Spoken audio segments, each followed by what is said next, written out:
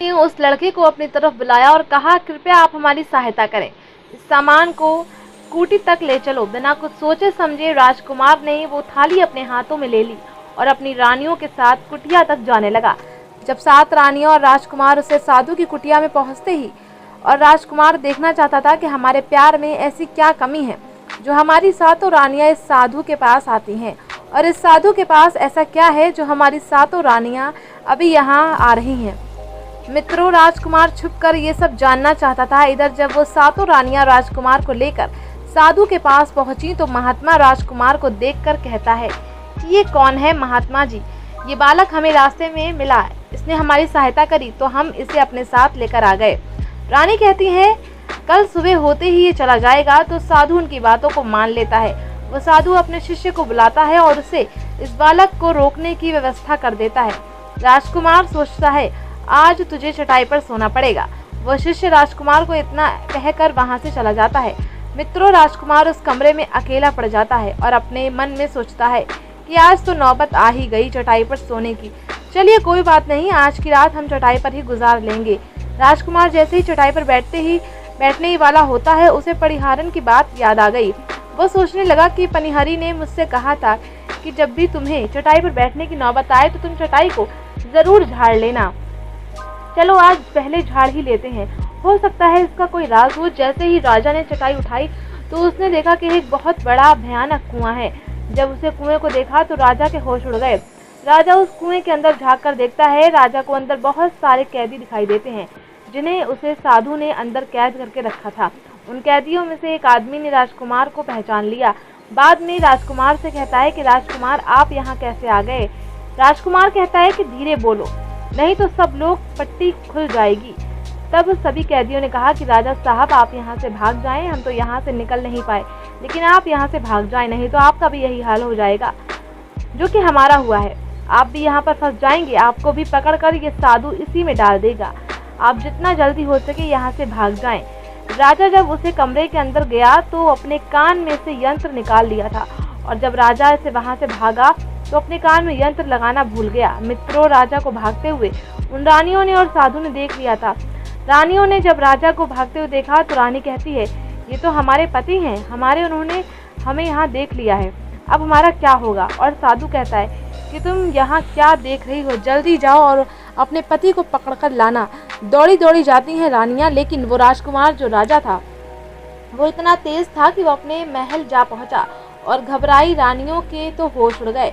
फिर वापस उसी बाबा के पास आती हैं और बाबा से कहती हैं कि महाराज अब तो हमारे पति हमें जीवित नहीं छोड़ेंगे, हम जैसे ही घर जाएंगे वो हमारी जान ले लेंगे। महात्मा आप हमें बचा लीजिए, इसका कोई उपाय कीजिए। तब जाकर वो साधु रानियों को एक जादू की कील देते हैं और कहते हैं कि तुम जाओ और अपने पति को पहले बहला फुसलाकर उसके साथ माथे पे ये जादू की कील घुसा देना, तुम्हारे पति को ढेर बना देगा और साथ मिलकर उसे मार देना, बस कहानी खत्म होगी। मित्रों, रानियां साधु की बात मान लेती हैं और जादू की कील लेकर महल आती हैं। वो उपरानियां आपस में विचार करती हैं कि राजा सबसे ज्यादा प्रेम सबसे छोटी वाली रानी को करते हैं, तो रानियों ने मिलकर जादू वाली कील छोटी रानी को दे दी और कहती हैं कि ये लोग तुम्हारा काम है, आप उनके सिर पे कील घुसा देना। तो छोटी वाली रानी कहती है ठीक है, और छोटी वाली रानी कील लेकर चली जाती है। जब राजा ने उन 7 रानियों को आते हुए देखा तो क्रोध में कहा कि पहले तुम यहीं रुको, पहले मुझे ये बताओ कि हमारे राज्य में और मुझ में ऐसी क्या कमी थी कि तुम आधी रात को उस साधु के पास जाती हो, इसका क्या कारण है। महाराज हमें माफ कर दीजिए, हमें लगता था कि उस साधु ने हम पर कोई जादू टोना कर दिया था, इसलिए हमसे ऐसी गलती हो गई, आइंदा ऐसी गलती हमसे कभी नहीं होगी। राजा उनकी बातों को मान लेता है क्योंकि वो राजा छोटी रानी से बहुत प्रेम करता था। मित्रों, वो राजा सोचने लगता है कि शायद उस बाबा ने इन पर कोई जादू टोना किया हो और अपनी 7 पत्नियों को माफ कर देता है और कहता है कि ठीक है, तुम अपने कमरे में चली जाओ। सबसे छोटी रानी जैसे राजकुमार बहुत प्रेम करता था, वो राजकुमार को खाना खिलाती और राजकुमार को सुला देती। जब वो राजा सो गया तो वो रानियां भी वहीं आ जाती हैं। सबसे छोटी रानी ज्योति वो जादू कील निकालती है और राजा के माथे में घुसा देती है। रानी से उठा लेकिन हिट चुका था, अब उसे इतनी शक्ति नहीं थी कि उन सातों रानियों को उससे मुकाबला कर सके। वो सातों रानियां उसे राजा को पकड़ने लगी। राजा फिर भी हिम्मत नहीं हारी और अपने महल की खिड़की से कूदकर राजा भागते भागते अपने गुरु के पास पहुंच गया और कहने लगा कि गुरुजी, मुझे माफ कर दो, मेरी जान बचाओ, नहीं तो मैं मर जाऊंगा। गुरु कहते हैं कि बेटा, मैं तुमसे कह रहा था कि गुरुदेव, मुझे माफ कर दो, जल्दी मेरी जान बचाओ, नहीं तो मैं मर जाऊंगा। मेरी पत्नी ने मेरे सर में जादू की कील ठोकी है, जिसकी वजह से मैं ढेर बन चुका हूँ। मित्रों, गुरु ने जब ध्यान से देखा तो कहा, ये वही कील है जो साधु ने दी थी, मैं तुम्हें अब नहीं बचा सकता। राजकुमार कहता है कि नहीं गुरुदेव, आपका कर्तव्य है मेरी जान बचाना। तो गुरु कहते हैं कि बेटा, मैं तुम्हें बचा तो नहीं सकता, लेकिन एक उपाय है। राजकुमार कहता है, क्या उपाय है, बताओ। तब अपने शिष्य की ऐसी बात सुनकर गुरु कहते हैं कि हम तुम्हें तोता बना देंगे, और जब हम तुम्हें तोता बना देंगे तो तुम सुखवाद राजा के राज्य में चले जाना और वहीं जाकर रहना, क्योंकि सुखवाद राज्य में वो साधु का जादू नहीं चलता है, और तुम्हें जब बहुत प्रेम करने वाली स्त्री मिलेगी तो तुम पूरे राजकुमार बन जाओगे। और राजकुमार कहता है कि गुरुदेव, आप हमें तोता बना दीजिए। तो वो गुरुदेव उसे तोता बना देते हैं और वो तोता बनने के बाद वहाँ से उड़कर सुखवाद राजा के राज्य में चला गया, जहाँ पर बहुत सारे तोते रहते थे, वहीं जाकर रहने लगा। और सातों रानियां उस राजकुमार को खोज रही थी। जब राजकुमार नहीं मिला तो उस बाबा के पास जाती हैं और कहती हैं कि बाबा, वो रात को राजा भाग चुका है, आप अपनी पोटली निकालिए और देखिए कि वो कहाँ है। तो वो महात्मा अपना पोटली खोलता है और देखने लगता है कि राजकुमार तोता बना करके सुखवाद राजा के राज्य में रह रहा है। वो साधु ये सारी बात रानियों को बताता है। तो रानियां कहती हैं कि स्वामी, अब क्या करें। वो साधु कहता है कि अब तुम अपने राजमहल में जाओ और जा करके घोषणा कर दो कि जो भी तोता पकड़ के लाएगा, हम उसे 5 सोने के सिक्के देंगे। उस राज्य की जितनी भी सहेलियां थी वो तोते पकड़ने के लिए तरफ घूमने लगते हैं, और जो भी तोता रानी के पास जाते हैं और 5 सोने के सिक्के ले लेते थे और वहाँ से चले जाते थे, और वहाँ 7 रानियां उस तोते को मार देती थी। ऐसे ही निकल गया, और वो राजकुमार जो तोता बनकर जहाँ गया था वो सारे तोतों को बहुत अच्छी अच्छी बातें करता था, उन्हें बहुत ज्ञान की बातें बताता था। पहुँचता और कहता है कि इस तोते का क्या मूल्य है, कितना मूल्य है। तो सारे तोतों ने कहा, उनको ये लगा कि ये तोता तो बहुत समझदार है, ये तोता तो बहुत अच्छी अच्छी बातें करता है, इसे हम अपना राजा बना लेते हैं। और सभी तोते मिलकर उसे राजा बना लेते हैं। राजकुमार सभी तोतों का राजा बन जाता है और वो छुपा कर वहीं छुपकर रहने लगता है। एक पहेलियां तोता पढ़ते पढ़ते सुखवाद राजा के राज में पहुंच जाता है, और वो उसी पेड़ के पास पहुंच जाता है जहां वो राजकुमार तोता बनकर छुप रहा था।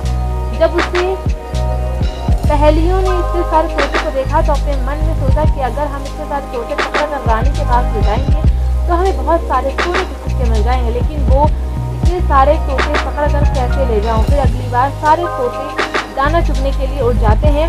तभी वो बहेलियां उसके पेड़ के पास जाकर उसकी दलों पर चाकू से कट लगा देते हैं, जिस कारण से उस पेड़ की गोंद निकलती है, और इस गोंद के कारण तोते उस पेड़ पर चिपक जाने लगते हैं।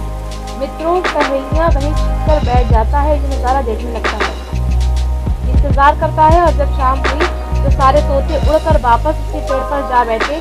तभी उन शहरों के पंख और पर उसे गंध में फंस गए, और वे सभी पेड़ों की शाखों पर चिपक गए, क्योंकि पेड़ पर हर जगह गोंद ही गोंद था। अब सारे तोते उस गोंद में पूरी तरह चिपक चुके थे। उनके साथ साथ कुमार तोता भी शामिल था। वो सारे अपने गुरु राजकुमार तोते ने अपनी अपनी जान बचाने के लिए सलाह मांगने लगे, और एक तोता कहता है कि राजन, आप कुछ भी करो, लेकिन मैं हमें आज़ाद करवाओ। सुबह बहेलिया आएगा और हमें पकड़ ले जाएगा तथा मार डालेगा। मित्रों, तभी राजकुमार उन सभी को शांत करके कहता है कि मेरी बात को ध्यान से सुनो। जब सुबह बहेलिया आएगा तब तुम सभी मरने का नाटक करो, जिस कारण से वो बहेलिया तुम्हें निकाल कर जमीन पर रख देगा। उसे ऐसा आभास होना चाहिए कि सारे तोते मर चुके हैं। समय रहते तुम सभी उड़कर अन्य सुरक्षित जगह पर जाना, बाकी मैं सब कुछ संभाल लूंगा। फिर मैं सभी अपनी योजना के अनुसार पेड़ पर लटक गए, मानो जैसे सभी मर चुके हैं। फिर दूसरी सुबह जब बहेलिया वहां आया तो देखता है कि सारे तोते मर चुके हैं, और उसे इस बात का अफसोस हो रहा था कि सारे तोते मर गए, इसलिए वो अब उन सभी पेड़ से निकालकर जमीन पर रख देता है। तभी मौका देख सारे तोते झट से उड़ गए। तो वहीं दूसरी तरफ उसने देखा कि जो राजकुमार तोता था, मित्रों, सभी राजकुमार उनको शांत कराया और कहता है कि मेरी बात को ध्यान से सुनो। जब सुबह बहेलिया आएगा तब तुम सभी मरने का नाटक करना, जिस कारण से बहेलिया तुम्हें निकालकर जमीन पर फेंक देगा। उसे ऐसा आभास होगा कि तुम मर चुके हो। उसके अनुसार ऐसा ही होता है, और जब वो बहेलिया सुबह आता है तो वो सोचता है कि सब मर चुके हैं, इसी बात का अफसोस करता रहता है। वहीं दूसरी तरफ उसने देखा कि जो राजकुमार था, जो तोता बना हुआ था, वहीं पर रह गया और नीचे जितने भी तोते थे वो सभी उड़कर भाग गए। क्या हुआ, इस पेड़ पर सिर्फ एक ही तोता है और जितने तोते मैं छुड़ाकर नीचे फेंका वो सभी उड़कर भाग गए। इसका मतलब ये सारे तोतों ने मिलकर मेरे साथ धोखा किया है। अब राजकुमार जो था, जो तोता बना हुआ था, वो सिर्फ पेड़ पर लटका हुआ था। वो बहेलिया कहता है कि ये तुम्हारी चाल है, चलो मैं तुम्हें लेकर जाऊंगा और रानी के हाथ भेज दूंगा और मुझे 5 सोने के सिक्के मिल जाएंगे। और इधर हवाई तोते को बेचने के लिए रानी के पास जाने लगता है। मित्रों, रास्ते में वो तोता कहता है कि तुम मुझे कहाँ ले जा रहे हो? तो वो बहेलिया कहता है, मैं तुम्हें बेचने के लिए ले जा रहा हूँ रानी के पास। अगर मैं तुम्हें वहाँ बेच दूंगा तो मुझे 5 सोने के सिक्के मिलेंगे। और राजकुमार कहता है कि मैं तुम्हें 50,000 सोने के सिक्के दिला दूंगा, तो तुम मुझे नहीं बेचोगे? बहेलिया आएगा। मित्रों, तोता कहता है कि राजा सुखबात के यहाँ एक बहुत बड़ा मेला लगता है, तुम मुझे वहाँ भेजो, मूल्य के खुद बताऊंगा। बहेलिया उस तोते की बात मान लेता है और रानी के पास बेचने की जगह राजा के राज्य के मेले में तोते को बेचने चला जाता है। और राजा के राज्य में ये नियम था, किसी व्यक्ति का सामान शाम तक नहीं दिखे तो वो राजा खुद आकर उसे खरीद लेता था। बहेलिया उस तोते को लेकर बाजार में पहुंचा हुआ था। जब कोई व्यक्ति उस तोते को खरीदने आता है, कितने का है, तो बहेलिया कहता है कि तोता अपना दाम खुद बताएगा। तो तोता अपना दाम इतना बता देता है कि कोई व्यक्ति उसे खरीद नहीं पाता। और अब सभी अपनी अपनी दुकान लेकर चले गए। सभी की दुकान उजड़ गई थी, बस एक बहेलिया और एक तोता ही रह गए थे। इधर राजा ने अपने सिपाहियों को आदेश दिया कि जाओ देखो किसी का सामान तो नहीं रह गया। जब राजा ने सिपाही आए तो उसने देखा कि एक बहेलिया तोते को लेकर बैठा हुआ है। सिपाही, बहेलिया तुम्हारा तोता क्यों नहीं बिका?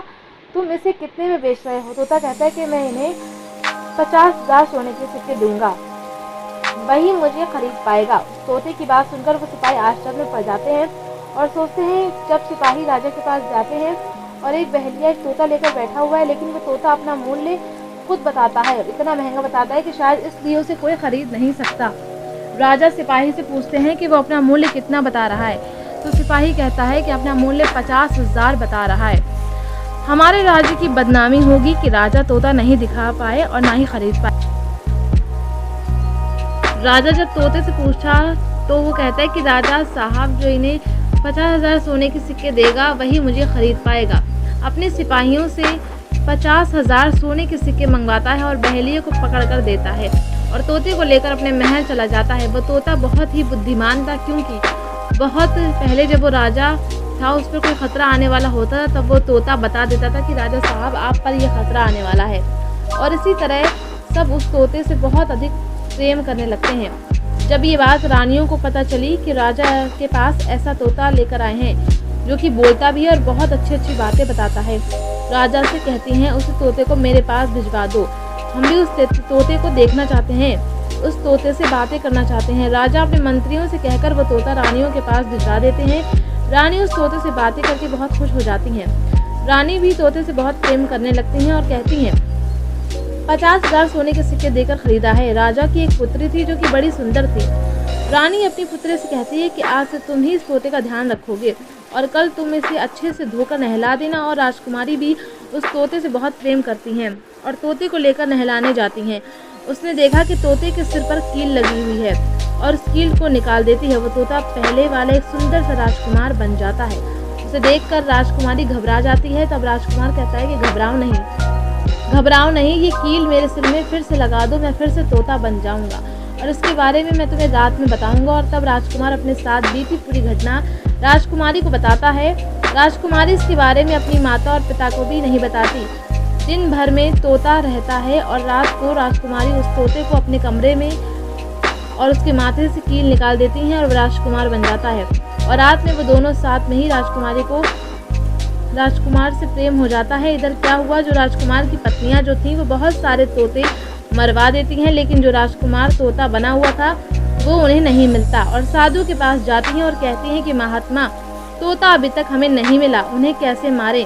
वो साधु फिर से अपनी पोटली खोलता है और देखता है कि वो राजकुमार अभी तक तोता बनके राजा के घर में रह रहा है। और साधु रानियों से कहती हैं कि तुम एक काम करो, तुम नृत्य कला सीख लो, हम सभी मिलकर उस राजा के घर नृत्य कला करने जाएंगे और जब राजा हम पर प्रसन्न हो जाएगा और हमसे कुछ मांगने को कहेगा तो हम उस तोते की मांग करेंगे और फिर आसानी से उसे मार देंगे। इधर सातों रानियां नृत्य कला पूरी तरह सीख चुकी थीं। अब साधु को लगा कि हम सफलता प्राप्त कर सकते हैं और उस तोते को उस राजा से मांग सकते हैं।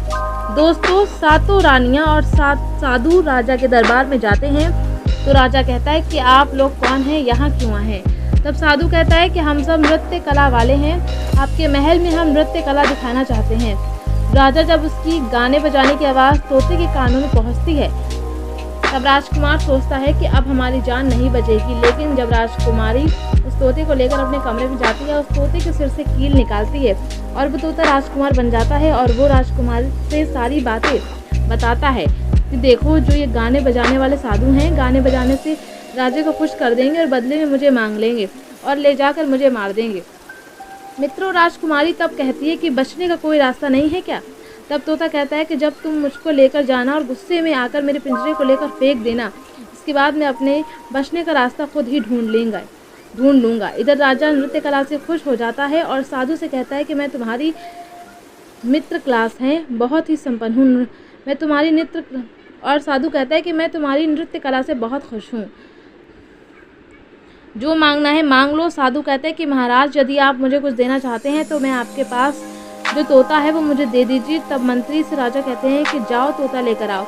इधर मंत्री राजकुमारी के पास जाता है और तोता मांगता है। राजकुमारी तोता देने से मना कर देती है। मंत्री वापस लौट जाता है।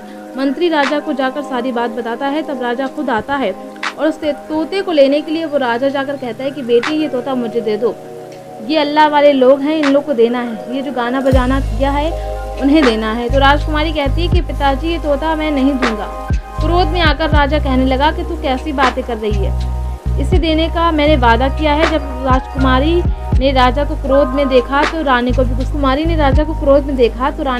आ गया और राजकुमारी गुस्से में पिंजरे को सम्मेलन में फेंक देती है। वो पिंजरा जैसे ही जमीन पर गिरा और टूट गया तो तोता एक चावल का दाना बन गया। और जैसे ही वो साधु को ये बात पता चली, साधु भी तुरंत कबूतर बन जाता है और उस दाने को कबूतर खाने लगता है।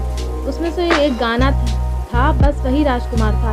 जैसे ही वो दाना कबूतर खाने वाला होता है, राजकुमार बाज बन जाता है और एकदम से कबूतर पर झपट्टा मारता है और उसे मार देता है। उस साधु की मृत्यु हो जाती है। राजा ये सब देखकर आश्चर्यचकित हो जाता है। उस कबूतर को मारकर फिर से तोता बन जाता है और जो राजकुमारी थी उस जादू की कील को निकाल देती है और वो तोता फिर से राजकुमार बन जाता है। राजकुमारी अपने पिता को सारी बातें बता देती है और राजा कहता है कि बेटी, क्या तुम इससे शादी करोगी। तो राजकुमारी कहती हैं, जी पिताजी, मैं राजकुमार से प्रेम करती हूँ। और फिर राजकुमार की जो सातों रानियाँ थीं, राजा उनको बंदी गृह में बंद करवा देता है और राजकुमार खुशी खुशी उस राजकुमारी के साथ रहने लगता है। दोस्तों, जब कोई स्त्री कभी कभी किसी परिस्थिति में चतुराई या चालाकी दिखाती है या दूसरों को बेवकूफ़ मानते हुए कोई अभिनय ढोंग पाखंड करती है, राजा को स्त्री के क्रिया चरित्र की पूरी जानकारी हो चुकी थी। कैसे कैसे जब एक स्त्री को अपना स्वार्थ देखने लगता है तो वो अपने लोगों को भी बेवकूफ़ बनाकर अपना स्वार्थ पूरा करती है। और इसके साथ रहने वाले लोगों को इसके बारे में आप पूरी जानकारी रखिए कि इसके अंदर खुद को लेकर कोई स्वार्थ तो नहीं छुपा है, और अगर ऐसा है भी तो आप उनसे थोड़ा दूर रहें, क्योंकि ऐसे में ज़िंदगी के हर कदम पर धोखा ही मिलेगा। क्योंकि एक स्वार्थी स्त्री अपनी स्वार्थ के लिए ज़िंदगी में कुछ भी कर सकती है। आपको ये कथा अच्छी लगी होगी। इसको पूरा सुनने के लिए आप सभी का बहुत धन्यवाद। इस वीडियो में कमेंट ज़रूर करें और साथ ही वीडियो को लाइक शेयर ज़रूर करें और चैनल को सब्सक्राइब करना ना भूलिए। पूरी कहानी सुनने के लिए आपका दिल से धन्यवाद।